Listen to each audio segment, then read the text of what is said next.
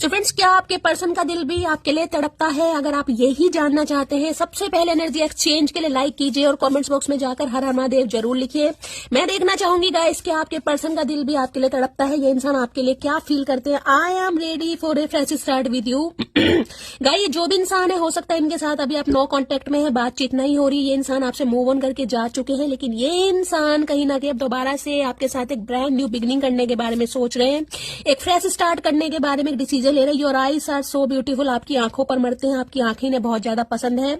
जब भी ये इंसान आपकी आंखों में देखते हैं गाइस, खो जाते हैं। हो सकता है इस इंसान ने आपको ये बात बताई हो। कॉफी डेट की एनर्जी हो सकता है, टी लवर है या कॉफी लवर है, कॉफी डेट पर कहीं ना कहीं आपको ले जाना चाह रहे हैं, बात करना चाह रहे हैं। It is not over. अगर आपको लग रहा है कहानी खत्म हो गई है, तो गाइस अभी कहानी खत्म नहीं है, आपने इनका इंतजार किया है, तो भगवान कहीं ना कहीं इस इंसान को आपकी लाइफ में जरूर भेजेंगे। अभी कहानी खत्म नहीं है, ये इंसान जरूर आएंगे।